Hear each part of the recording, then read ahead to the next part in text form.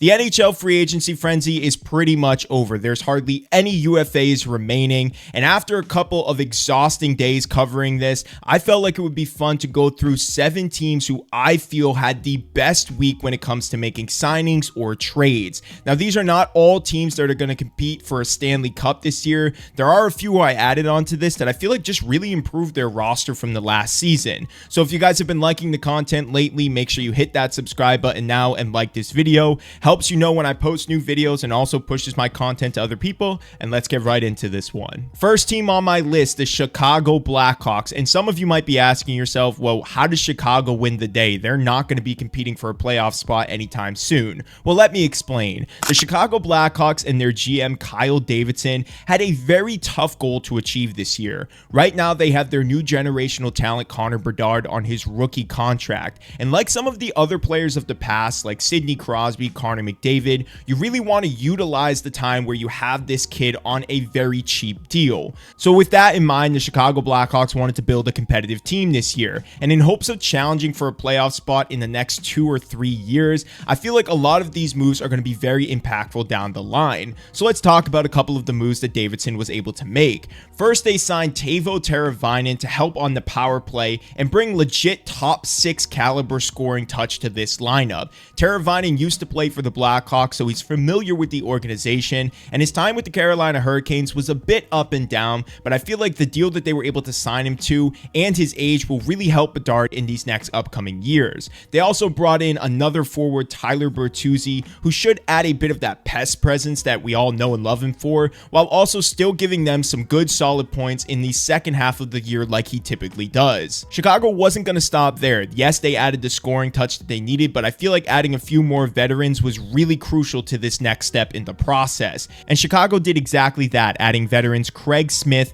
Pat Maroon, and Alex Martinez, all to sort of round out their roster to help Bedard in the next step of his career. The last move that this team made was adding Laurent Brossoit from the Winnipeg Jets last year, who had one of the best seasons of his career backing up Connor Hellebuyck. This then supplies them with a little bit more stability in net, having the 1-2 punch of Peter Mrazek and Laurent Brossoit, and I just feel like all of these moves were really nice for Chicago, given the position that they're in. The past couple of years, they've been a bottom of the league team, and I think the tides are finally turning for Chicago. All of these moves are pretty nice. None of them will hamstring them financially. I like this day for Chicago. I think they had a solid bout all around. Guys, every day I'm on my phone researching hockey to give you guys some content like this, just trying to keep up to date with the sport and all of the stuff that continues to happen. But you would not believe how many spam phone calls and texts that I get throughout the day. I mean, seriously, I'll be in the middle of researching a topic where I'll get like 4 or 5 phone calls in a row, just completely throwing off my vibe. And I know one of the big reasons we get all these spam texts and calls is because big companies can't keep our data safe. Recently, Ticketmaster was hacked and the data of 560 million users were put up for sale on the dark web.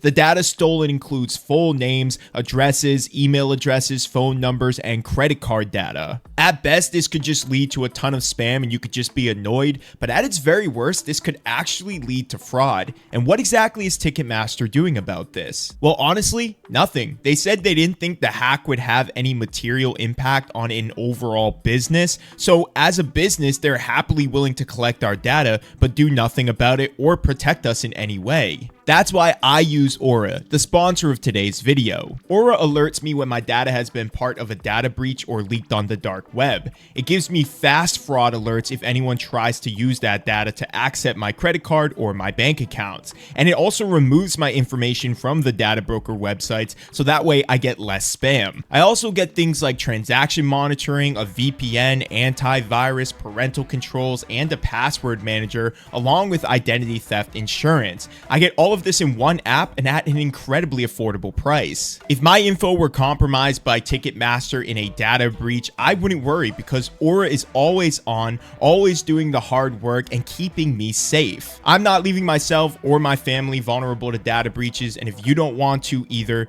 you can go to aura.com/JimmyHockey and try your first 2 weeks for free. I'll also leave the link in the description for you guys to check out. Again, thank you to Aura for sponsoring this video, and let's get right back into it. Next up is the Nashville Predators, who had another aggressive offseason this year with free agency signings. Taking a look back to last year's offseason, they brought in Ryan O'Reilly, Gustav Nyquist, and Luke Schenn. Then following it up this year, they brought in some big headline players, such as Steven Stamkos, Jonathan Marchessault, and Brady Shea. They also added UC Saros back to the roster on an 8-year extension, as well as signing Scott Wedgwood to back him up in net. This opens up a ton of opportunities for Nashville, but let's kind of talk about their offense real quick. First, Steven Stamkos is 34 years old, Marchessault is 33 years old, and Shea is 30. So they're all a bunch of veteran signings. But what do all three of these guys have in common? They all have played on some very successful playoff teams, with some of these players reaching the Stanley Cup not even once, but multiple times, like Steven Stamkos. All of these contracts will pay these players till they're around the 38-37 age mark, which, yes, it feels like at that point they won't really age too well, but the quality of players that you signed, with Steven Stamkos being an 80-point player and Marchessault being around a 40-goal scorer, these are invaluable pieces that will really help your young guys grow as they begin the early stages of their career. I love these signings for Nashville because not only does it make them competitive now, but it also helps their young guys learn how to be quality NHL players while playing alongside some of the league's greatest superstars. Nashville has a very solid roster this year, and I think Barry Trotz deserves a lot of credit for what he's done with this team. I think they're all on some pretty good contracts, and with what we saw last season, this team should be incredible heading into next season and could potentially even win their division. You never know. Next up is the New Jersey Devils, and let's start with their big offseason splash of acquiring star goalie Jacob Markstrom. This was a much needed move for the New Jersey Devils. They couldn't buy themselves a save last year, and that was literally their biggest Achilles heel going throughout the entire season, and probably is a big reason why they didn't make the playoffs. The Devils completely underachieved in the 2023-24 season, but this offseason, they're looking to correct a lot of the flaws that we all noticed in this roster. The next thing they did was really beef up their defensive unit by adding Brendan Dillon and Brett Pesce to the squad, and they also should be getting Dougie Hamilton back, making their defense way more consistent than what we saw from last year. Again, you're also seeing Luke Hughes take another year under his belt, and he should grow after being a Calder finalist in his rookie season. The Devils also add a quality middle six guy in Stefan Noesen, which was a pretty sneaky good move as well for New Jersey. I think these were all of the things that Devils fans were complaining about from last season, so it is nice to see their GM, Tom Fitzgerald, actually address the issues that their fans were complaining about. I love all of these moves for the Devils. I think their defense is going to be more consistent. They're going to have a reliable guy in net, and this is going to allow their forwards to play a little bit more carelessly, getting the puck more towards the net than they were last season, because they're not going to be so worried about quick breakouts on the other end. I love this for the Devils, and I think they're going to be right back in the playoffs for the 2024-25 season. Next up, the Toronto Maple Leafs. Again, a team that you might be surprised to see on this list, but I actually really like the moves that they made in the offseason. Now, I'm not all gung-ho about it. I do think they need to add at least one more player to this team, and I'll talk about that as we go on. But let's just recap what the Maple Leafs did so far in the offseason. First, the Maple Leafs decide to part ways with Tyler Bertuzzi, but they also do decide to bring back Max Domi on a 4-year extension. The big splash that they made, though, was signing Chris Tanev to a 6-year deal worth around $27 million. Tanev is 34 years old, so this might not age well with the contract ending when he's 40, but I do think this is a necessary move for the Toronto Maple Leafs to make at this point. Toronto is investing a ton of money into their core 4 players of Austin Matthews, William Nylander, Mitch Marner, and John Tavares, and both Tavares and Marner's contracts are both ending very soon, meaning that this team has a very short window to capitalize on what this group has been building for the past few seasons. So adding a guy like Chris Tanev is very essential to beefing up your blue line and becoming more tough in the defensive end to help out guys who are more offensive specialists like Morgan Riley, who really thrive on the power play. Not only this, but they also add Oliver Ekman-Larsson to really give them a bit more of a scoring touch on their power play if need be. Ekman-Larsson really stepped up with the Florida Panthers this year, winning a Stanley Cup, and should be a nice addition to their blue line as well. The Maple Leafs also add extensions for Joseph Woll, signing him to a 3-year deal, and they also bring back Timothy Liljegren as well, establishing their D-core for the next season. I like these moves for Toronto. I do think they need to add one more defensive guy, maybe a guy who's a bit more shut down or